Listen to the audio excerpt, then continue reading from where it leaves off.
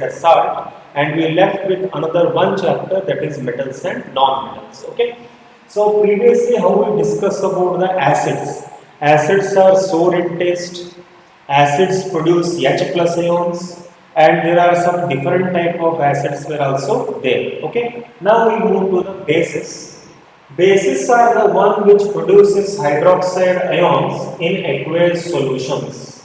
Bases which are water soluble are known as alkali. See, we know that why S block elements are called as alkali metals. If they ask, we'll tell the definition.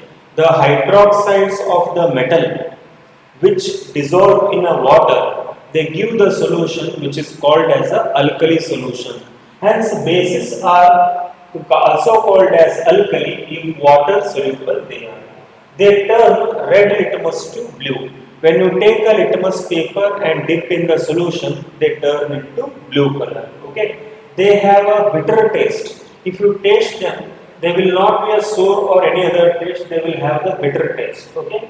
They also produce carbon dioxide when reacted with the carbonates. As we previously studied, whenever you take any acids and react with the carbonates or bicarbonates, we get CO2.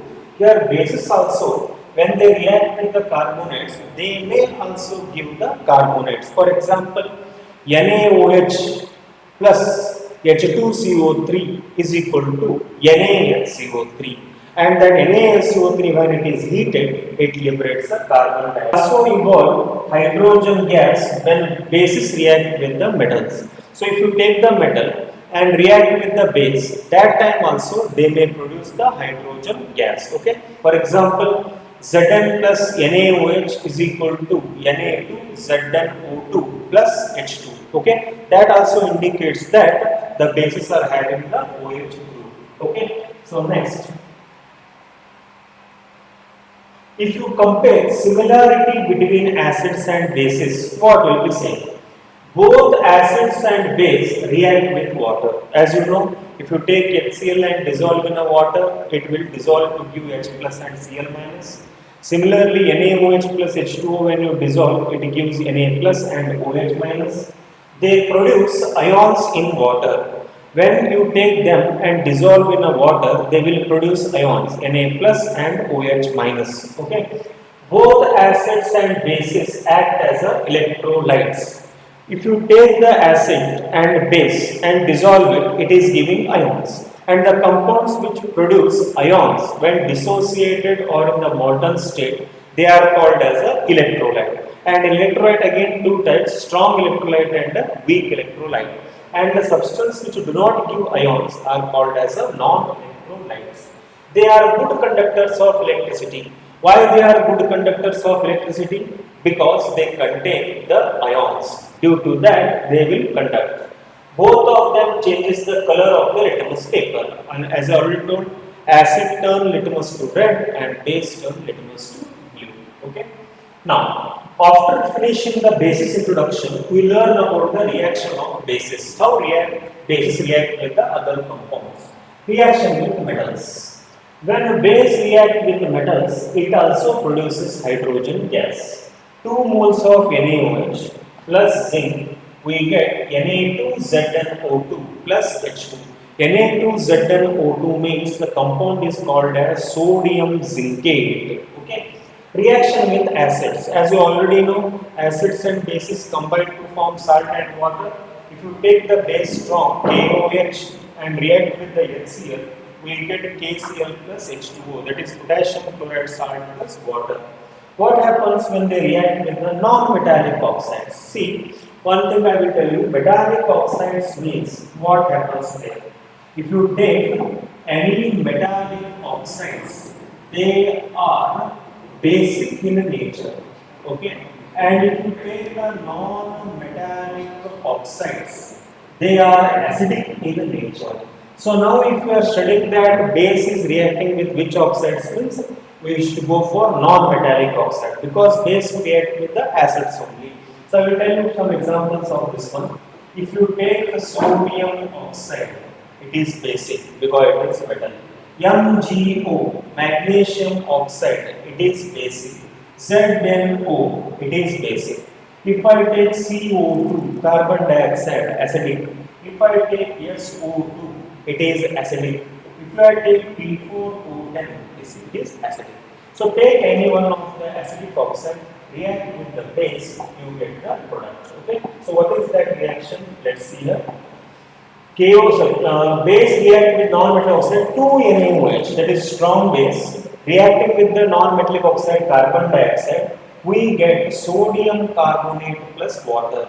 Means whenever you take the NaOH crystals and keep in the atmosphere, they will get oxidized and react with the carbon dioxide to give the compound sodium carbonate and water as the product. Okay, next.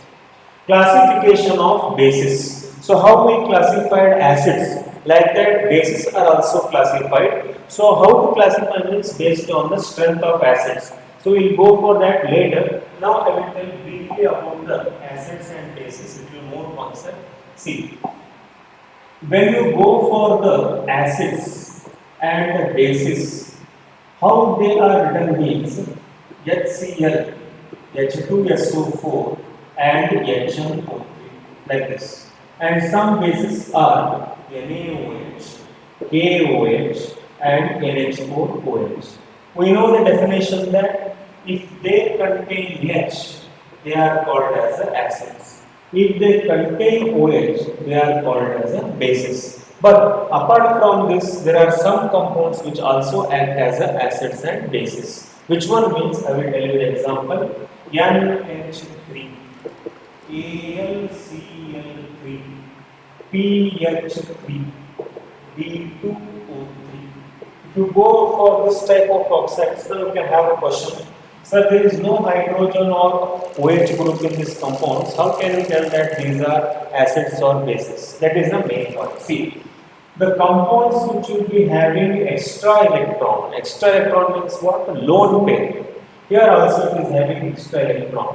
The compounds which are having more lone pair of electrons, they always donate the electrons. Hence they are called as a Lewis bases. Lewis is the name of a scientist and they act as a basis. And AlCl3 and B2O3, they are having less electrons and they will not follow octet rule. Hence they are called as a Lewis acids. Okay, like this some acids and bases are there. In bases also, they are classified as strong base, weak base, and the amines. How we tell carboxylic acid as a acids, we'll tell amines as a bases. What are strong bases? The bases which produce OH minus completely are called as a strong bases. The compounds which dissociate OH minus partially are called as a weak bases. And amines are the one which compound which contains a lone pair of electrons. So like this we differentiate and classify the different types of bases. Now we move to the next heading, that is the strength of acids or a base solution. So now we understood what are acids, what are bases. In that now we have to prove which acids are strong, which acids are weak, which bases are strong, which bases are weak. So you have one equation you are seeing. What is that means? He has taken the acid called as Ha and dissolved in the water. He got the A minus ion and S3O plus as the ion. And when you take the Ka, what is that Ka? How to find out that I will explain in the plain page. You can see for both acids and bases. Okay. So instead of taking the individual example, what I will do? You can see acids, bases, salts. 3 columns are there. Now we are not concentrating on the salt. You can leave it. If you come for the acids, what happens there? I will take the compound HCl, HNO3, so I will make A as an alphabet where it is a non-metal. And for bases, I will make BOH, that is NaOH. In case of metals, I will make the B alphabet. Now, if you remove H and OH from this, what will be remaining? A and B. So I will write A and B as the salt formula. So like this, Ha and BOH and AB. If you get confused, I will write BA. That will be easy for you. Not AB. BA is the salt. Okay. So now when you go for acid and dissolve or dissociate, what happens? HA break into H plus plus A minus. that is H plus and Cl minus. When you take Ka, what is Ka? Here I am writing, it is a dissociation constant. Dissociation constant of acid. Okay, and that Ka is equal to what to do here means whatever the product is there, put in the numerator, whatever the product reactant is there, put in the denominator, but in the square bracket. And what is the meaning of that square bracket? I will tell you. Divided by HA. HA reactant here, product H plus and A minus. The square bracket indicates the concentration. Okay, so like this you have to find the dissociation constant. What is the use of this one? First we finish base. Similarly, if you take BOH and dissociate, you get P plus plus OH minus. Okay, now here you have to take Kb. Why Kb? Ka means dissociation constant of acid, Kb means dissociation constant of base, is equal to B plus into OH minus divided by BOH. Here this method I am taking tough one. You can go for another easy method that is called as a pH, which I will discuss later. By pH also you can distinguish. Okay, Kb is equal to the equation.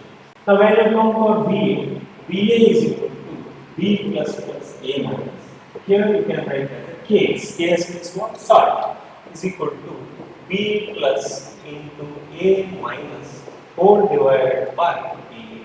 So these are the equations for Ka, Kb and Kc. Now what is the use of these values you can see?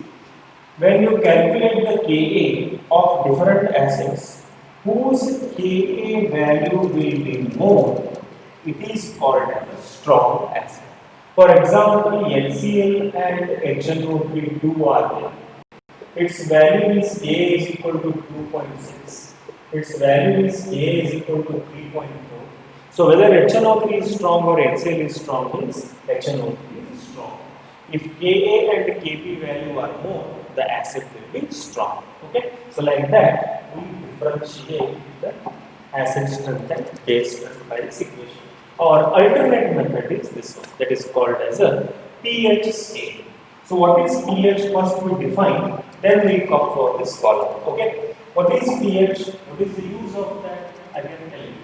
pH, you should write it like this. Now I am having A, B, C, D, 4 beakers. In that they have kept different solutions. I don't know the names of that. I can't taste them. I can't see them. But you have to identify which one is the acid, which one is the base. So what you will do automatically? You will take a litmus paper and dip in the solution. Which will turn red, it is acid. Which will turn blue, it is base. So first beaker and third beaker become red. Second and fourth beaker become blue. So now your work is over. So these two are acids, these two are bases. But now my question is, okay, these two are acids, now A and C. Which one is a strong acid? You tell me. Which one is a strong base? That time litmus will not help you because litmus only gives a one color. Therefore, to determine the strength of the acids and bases, instead of litmus, you have to take the pH paper. Like litmus paper, only pH papers will be there. If you dip in that solution, you will get a different colors. Based on that colors and values, you can identify the strength of the acid. Okay. What is P? P means potence, Greek word, or it is a power. H means it is called as a hydrogen. So for acids we write pH, for bases we write POH, but commonly for all we can use the pH. It is the potence or power of the hydrogen.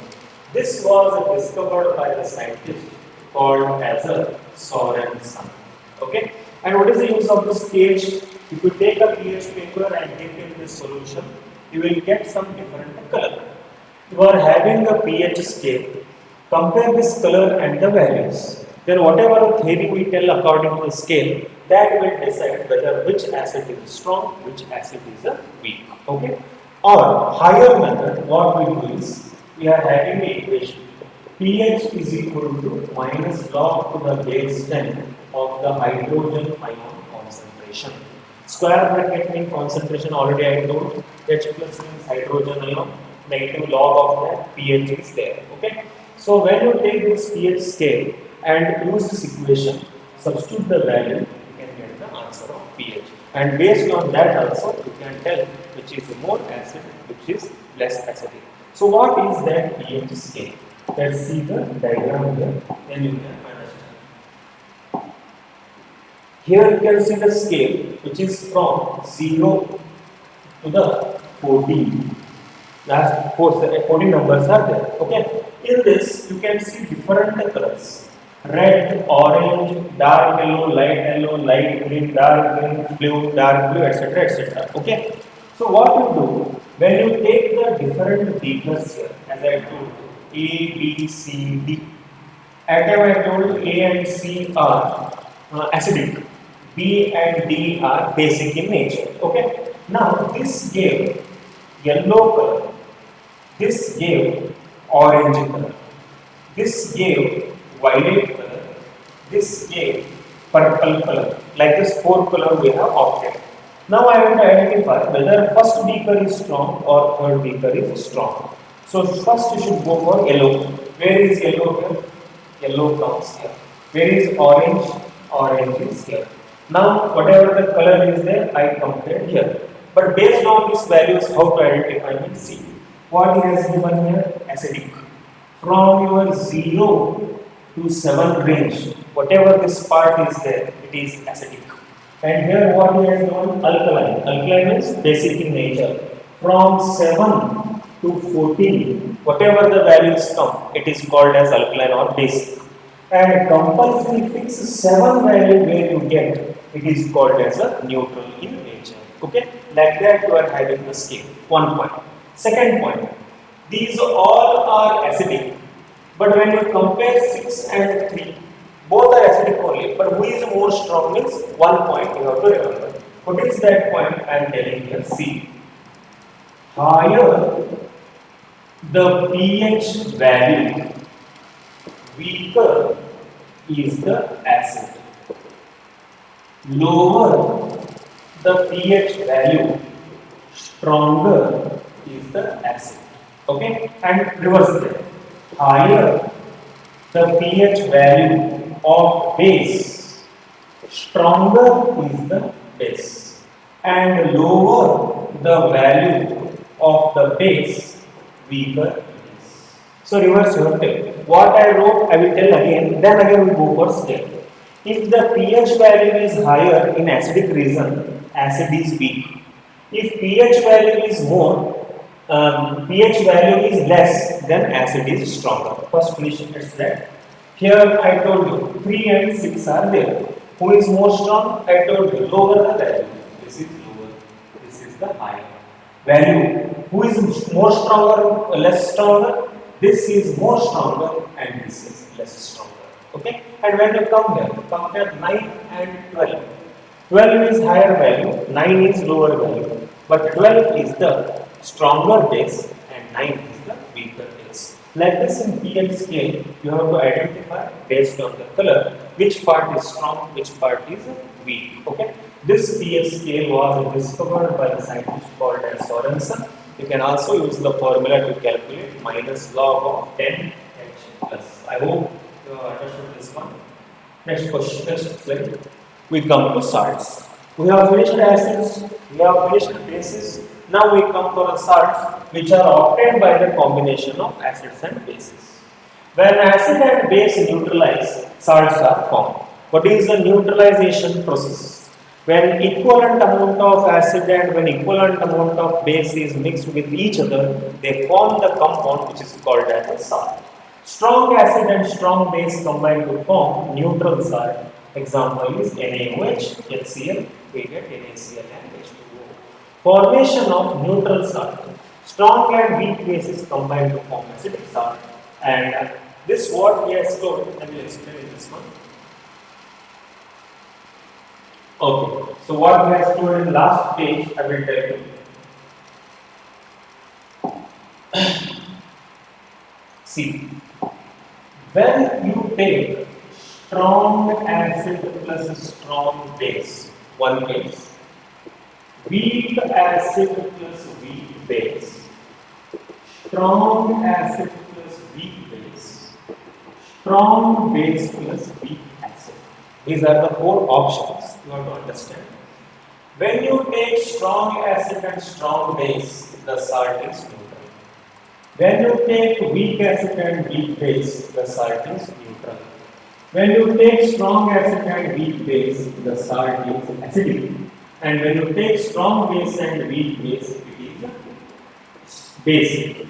And this acidic and basic salt depends upon the which is strong, which is weak. Okay, so salts are also sometimes acidic and basic in nature. Now I will take one example for each. Which is strong, which is weak, you will learn in the next class. So no answer, not a problem.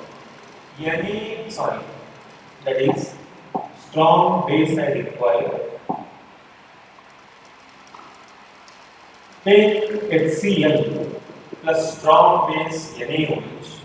We get the salt called as NaCl. So NaCl is a neutral salt. CH3COOH plus NH4OH. It gives the salt CH3COONH4, which is called as a neutral salt. Okay.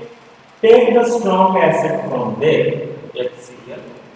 Weak base from here, NH4OH.